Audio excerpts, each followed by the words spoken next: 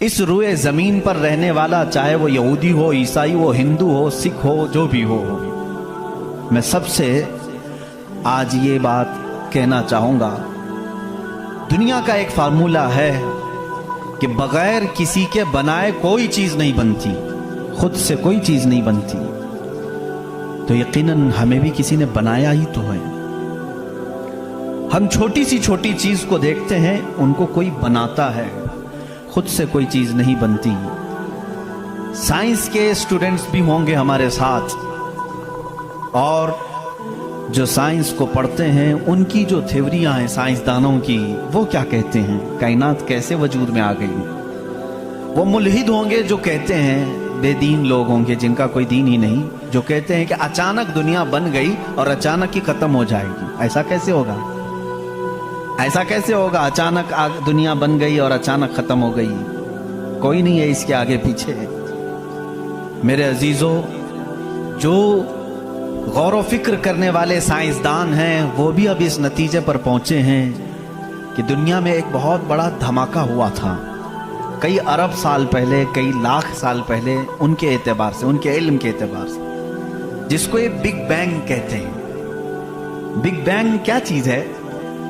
تو سائنسدان یہ کہتے ہیں کہ کئی سالوں تک اس روئے زمین پر صرف سمندر تھا، اور سمندر میں بھی جو گیس ہوتی تھی وہ سب ہائیڈروجن، اور صرف 99% ہائیڈروجن اور 1% صرف آکسیجن کا یہاں پر وجود تھا، جس کی وجہ سے کوئی دوسرا زندہ رہ نہیں سکتا تھا۔ یہ سائنسدانوں کی تحقیق ہے۔ اس کے بعد پھر انہوں نے یہ کہا کہ ایک دھماکہ ہوا، اور سمندر سے، پانی سے ہر چیز بنتی چلی گئی، پانی سے بنتی چلی گئی۔ یہ 21ویں صدی میں بات کی جا رہی ہے، یہ بات 21ویں صدی میں کی جا رہی ہے، اور سائنس کے وجود کی تاریخ میں اگر آپ جائیں گے تو زیادہ سے زیادہ کہ 400 سال پہلے تک کی تاریخ ہوگی۔ 16ویں صدی میں، 17ویں صدی میں، 17ویں سینچری میں سائنس کی کچھ نہ کچھ چیزیں ایجاد ہونے لگی، جس کو آج ہم سائنس کہہ رہے ہیں۔ اور قرآن میں مولا فرماتا ہے وَجَعَلْنَا مِنَ الْمَاءِ كُلَّ شَيْءٍ حَيٍّ، ہم نے ہر چیز کو پانی سے بنایا ہے۔ یہ رب تعالیٰ فرما رہا ہے، اس کا قرآن عظیم گواہی دے رہا ہے۔ قرآن کس زمانے میں اترا وہ بھی آپ کے ذہن میں ہونا چاہیے، کس زمانے میں قرآن آیا ہے یہ بھی آپ کے ذہن میں اچھی طرح سے فٹ ہونا چاہیے، تاکہ اب سائنس کی تحقیقات اور اس زمانے کو میچ کر کے دیکھ سکیں آپ۔ قرآن اس زمانے میں آیا ہے جہاں یورپ میں لوگ جانوروں کے ساتھ رہتے تھے۔ امریکہ کا تو انکشاف بھی نہیں ہوا تھا، امریکہ نام کا کوئی ملک ہے یہ پتہ بھی نہیں تھا لوگوں کو۔ جتنی دنیا تھی اس میں سب سے زیادہ تہذیب والا ملک، تمدن والا ملک ایران تھا، عرب تھے، روم تھے، باقی سب تو بچھڑے ہوئے لوگ تھے۔ روم، ایران اور عرب کو اس زمانے میں تہذیب والا کہا جاتا تھا۔ ان کی تہذیب کا عالم یہ تھا کہ جب میرے آقا صلی اللہ تعالیٰ علیہ وسلم مدینہ طیبہ میں تشریف لائے، یہ بہت بڑے تہذیب والوں کی بات میں کر رہا ہوں، یعنی بہت نالج رکھنے والوں کی بات کر رہا ہوں۔ اتنا نالج تھا کہ جب میرے آقا مدینے میں تشریف لائے تو صرف 6 لوگوں کو لکھنا آتا تھا۔ یہ بڑے تمدن والے لوگ تھے، بڑے نالج والے لوگ تھے۔ اس زمانے کا علم یہاں تک پہنچا ہوا تھا میرے عزیزو۔ باقی یورپ وغیرہ کا حال تو بہت ہی بدتر تھا، یہاں تک کہ آبادی کیسے بنائی جائے یہ سلیقہ اسلام نے بتایا۔ روڈ تک بنانے کے طریقے، راستے کیسے بنتے ہیں یہ بھی کوئی علم نہیں تھا پہلے۔ لوگ ستارے دیکھتے تھے اور چلتے جاتے تھے۔ یا آج جو روڈ بنے ہوئے ہیں اس کی ایجاد ہی سیدنا عمر فاروق نے کی ہے رضی اللہ تعالیٰ، کہ عام ایک راستہ ہونا چاہیے، ہائی وے ہونا چاہیے، اس کو پکا بنانا چاہیے کہ لوگ اسی سے گزریں۔ آج آپ کو راستے اتنے بنے ہوئے ہیں اس لیے کوئی تارا نہیں دیکھتا، صرف سامنے دیکھتے ہیں۔ اب تارے دیکھیں گے تو پھر بڑا مسئلہ ہو جائے گا۔ اس زمانے میں تارے دیکھ کر کے چلتے تھے۔ عزیزان گرامی، یورپ کا حال اس زمانے میں یہ تھا کہ نالج نام کی کوئی چیز نہیں تھی۔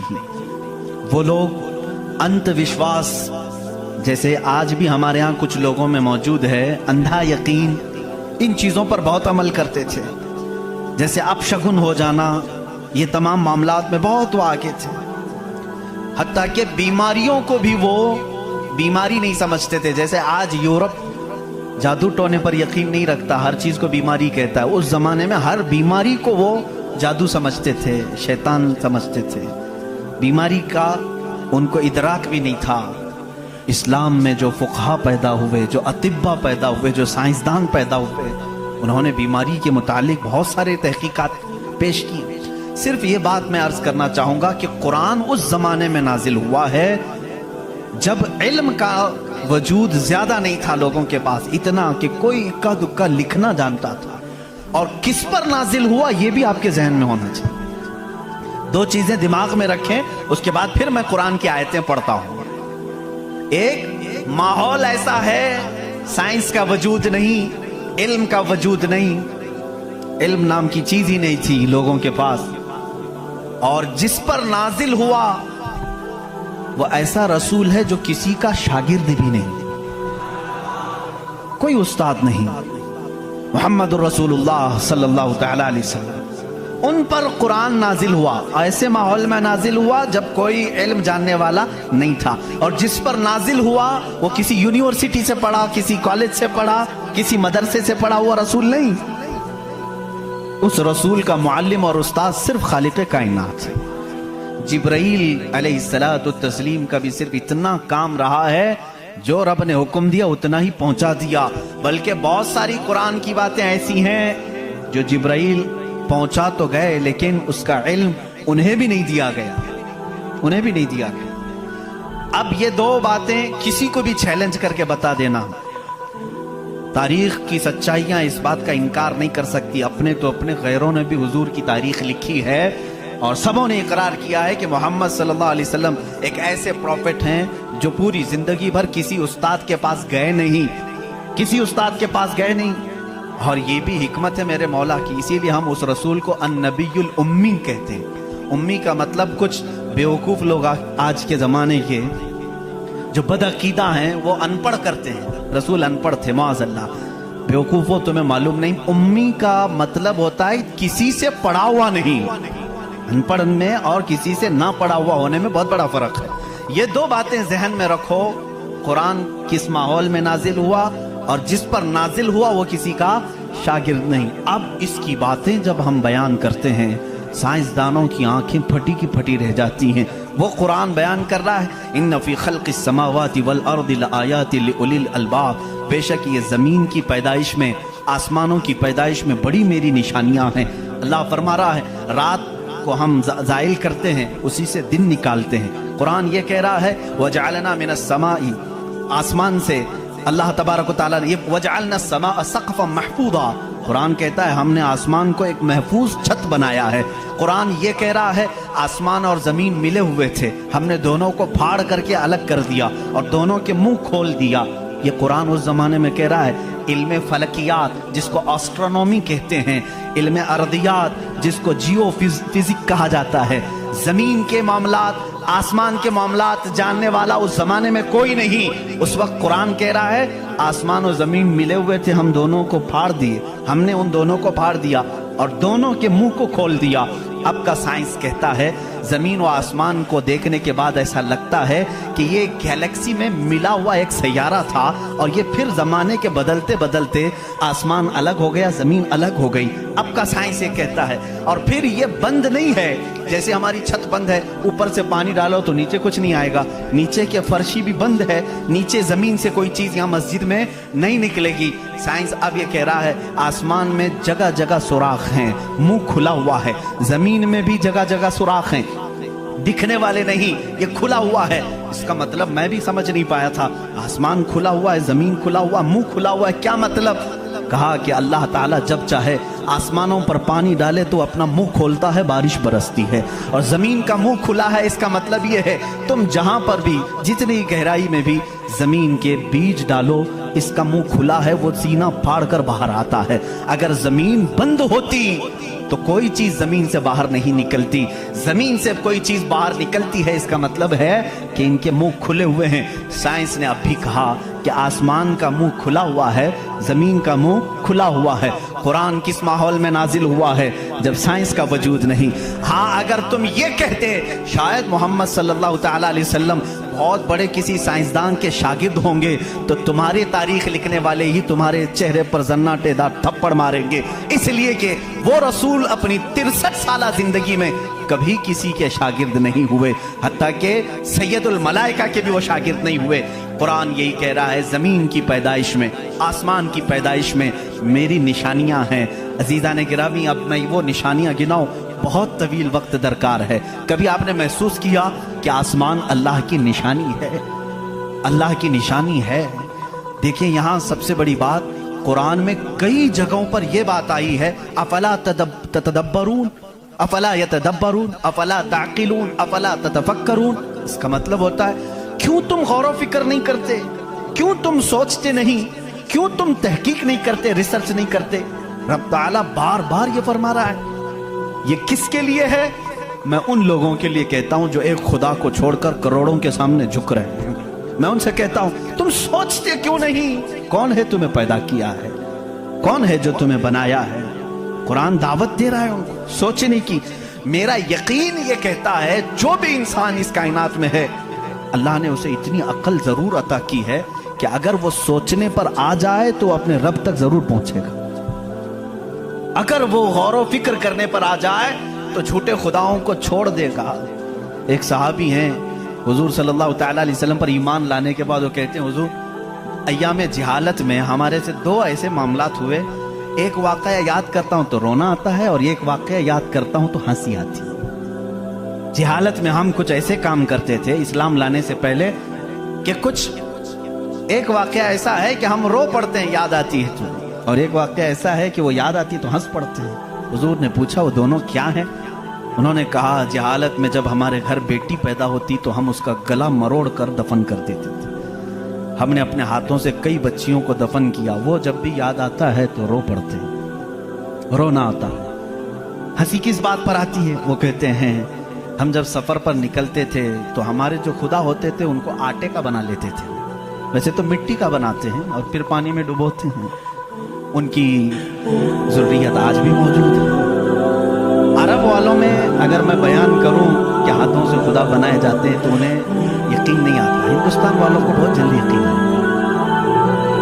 تو وہ صحابی کہتے ہیں ہم آٹے کے بناتے تھے، ان کے جو خدا ہوتے تھے وہ آٹے کے بناتے تھے کیونکہ مٹی کا پتھر کا اٹھا کر لے کر جانے میں بوجھل ہوتا تھا، وزن ہوتا تھا، اتنے بڑے خدا کو کہاں لے کر کے گھومتے تھے. وہ صحابی کہتے ہیں ہم آٹے کا بنا کر لے جاتے. پھر ہنسی کس بات پر آتی ہے؟ کہتے ہیں اگر سفر میں زیادہ بھوک لگتی کبھی اس کا ہاتھ توڑ کے کھا لیتے تھے، کبھی اس کا پیٹ کاٹ کے کھا لیتے تھے کیونکہ آٹے ہی کا تھا. آج بھی لوگ کرتے ہیں، شکر کا بناتے ہیں. بہرحال تو وہ صحابی کہتے ہیں مجھے ایام جہالت کی یہ باتیں یاد آتی ہیں تو میں ہنس پڑتا ہوں. خیر میں اور تفصیل میں نہیں جاؤں گا. عزیزان گرامی غور و فکر کرنے کی جس کے اندر عادت ہوگی اندھ وشواس صرف پھیلے ہوئے بے یقینی پر ایمان نہیں لائے گا. آج بھی بہت سارے ایسے نیوٹرل قسم کے لوگ ہیں جو مسلمان نہیں ہیں، میں جانتا ہوں ان کو. وہ خود آئیڈل ورشپرز نہیں ہیں، وہ خود اس بات کا انکار کرتے ہیں کہ اپنے ہاتھوں سے بنائی ہوئی چیز کی عبادت کیسے کی جائے. ہم اس پاور کو مانتے ہیں جو ہماری آنکھوں میں نہیں آتا مگر ہم سب کو دیکھ رہا ہے. ایسے لوگ بھی ہیں. ہاں اگر کوئی اس طرح کا موحد ہے وہ اللہ کی وحدانیت کو تسلیم کرتا ہے تو اس کے ہدایت کی بھی امید ہے. میں یہ کہہ رہا تھا آسمانوں اور زمینوں میں اللہ نے فرمایا میری نشانیاں ہیں. غور و فکر کرنا چاہیے نشانی کیسے. پوری دنیا کے بہت ترقی یافتہ سائنس سے میرا یہ چیلنج ہے، میری یہ بات کا یہ چیلنج ہے. بہت تم نے ترقی کی لیکن ایک ایسی چھت بنا کر کے دکھاؤ جس کا کوئی پلر نہ ہو. ہوا میں چھت قائم کر کے دکھاؤ اور وہ بھی اتنی موٹی ہونی چاہیے، اتنی موٹی کہ جس کے بارے میں حضور اکرم صلی اللہ علیہ وسلم نے فرمایا کہ اس کی موٹائی 500 سال اگر کوئی گھوڑا دوڑے تو طے نہ ہو پائے. وہ آسمان کی موٹائی. میں اتنی موٹائی کی بات نہیں کرتا ہوں، 1 کلومیٹر چوڑی ہی کوئی بنا کر کے دکھا دے. سائنس ہمارا بہت ترقی کر چکا ہے، نہیں بنا سکو لیکن کائنات کی اس پوری زمین پر اللہ رب العزت نے ایک چھت ہمارے سروں پر رکھی اور سب کو معلوم ہے وہ چھت کیسی ہے، بغیر پلر والی. کہیں اس کو ستون دیکھا آپ نے؟ اللہ الذی رفع السماوات بغیر عمد ترونہا. قرآن کہتا ہے وہ اللہ ہی ہے جس نے بغیر ستون کے آسمانوں کو بنایا اور تم بھی اس کو دیکھ رہے ہو. قرآن چیلنج کر رہا ہے، تم بھی اسے دیکھ رہے ہو. اور حیرت کی بات یہ ہے ہمارے پلر والی چھت کے بارے میں تو یقین ہوگا اب یہ گرے گی نہیں، لیکن اگر یہ تڑکنے لگے کہیں سے آوازیں آنے لگے ہم بھاگ کر کے کون سی چھت کے نیچے جاتے ہیں؟ پلر والی چھت سے ہم کو خوف لگتا ہے آج کل گر نہ جائے اور پناہ لینے کے لیے اس چھت کے نیچے جاتے ہیں جس کا کوئی پلر ہی نہیں. اللہ کی نشانیاں ہیں اس میں. اللہ رب العزت فرماتا ہے تم دیکھ رہے ہو ان آسمانوں کو ہم نے کیسے قائم کیا ہے. اب اس کی تحقیقات جو اسٹرونومی پڑھے ہوئے ہیں وہ جانتے ہوں گے. علم فلکیات اس کو کہتے ہیں، آسمانوں کا علم. یہ بھی ابھی سب کو پورا حاصل نہیں ہو سکا. جو ہماری نظروں میں نظر آ رہا ہے یہ تو دھواں ہے، بادل ہے. آسمان تک پہنچنے کے لیے پتہ نہیں کتنا سفر. اور اس میں اللہ رب العزت نے ستاروں کے ایک ایسے جھرمٹ کو رکھا ہے. آسمان کتنا چوڑا ہے، کتنا لمبا ہے، گیس کر سکتے ہیں ہم؟ کبھی گیس کریں گے آپ؟ میں صرف ایک حساب بتاتا ہوں. اس آسمان میں اللہ تعالیٰ فرماتا ہے کلن فی فلک یسبحون. سورج، چاند، جتنے بھی گیلیکسی کے سٹارز ہیں، تارے ہیں، یہ سب آسمان میں تیر رہے ہیں. اللہ فرما رہا ہے سورہ یاسین کی آیت سے، یہ سب آسمان میں تیر رہے ہیں، لٹک رہے ہیں. اچھا، جس پر لٹک رہے ہیں ظاہر سی بات ہے وہ بڑا ہونا چاہیے. اب وہ کتنا بڑا ہوگا؟ وہ چھت کی چادر کتنی بڑی جس پہ سورج بھی لٹک رہا ہے، چاند بھی لٹک رہا ہے. ہم نے سائنس پوچھا، سائنسدانوں سے سائنس پوچھا کہ یہ کتنے بڑے بڑے ہیں جو آسمان میں لٹک رہے ہیں. تو انہوں نے کہا سب سے قریب جو ہمارا ستارہ ہے، سیارہ ہے، زمین سے جو سب سے قریب سیارہ ہے وہ چاند ہے.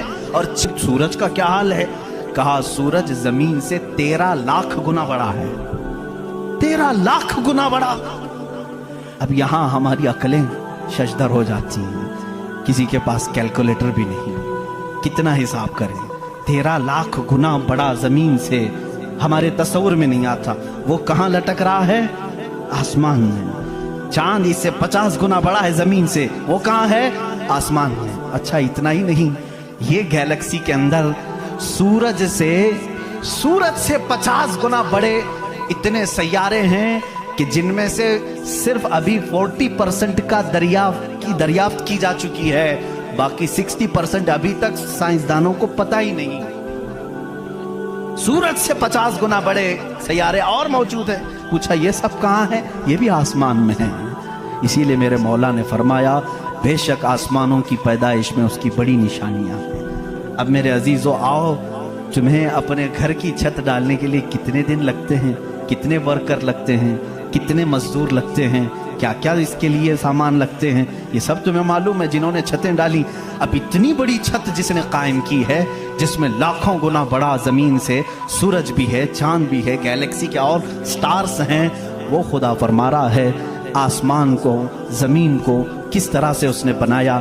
قرآن میں ہے صرف 6 دن میں ان دونوں کی پیدائش ہوئی ہے. اس سے بھی بلکہ اللہ تعالیٰ فرماتا وَجَعَلَ الْأَرْضَ فِي يَوْمَيْنِ. اللہ نے زمین کو 2 دن میں پیدا فرمایا، آسمان کو. اور اس میں جتنی سجاوٹ ہے، سجاوٹ کیا ہے؟ یہ پورے سمندر کو رب فرما رہا ہے وہ زمین کی زینت ہے. جتنے درخت ہیں وہ زمین کی زینت ہیں. اور آسمان کی زینت کیا ہے؟ چاند ہے، سورج ہے، ستارے ہیں. یہ سب 4 دن میں بنے. کل 6 دن میں ان کی پیدائش ہوئی ہے. کل 6 دن میں ان کی پیدائش ہوئی ہے. میاں ہماری دکان نہیں بنتی 6 دن.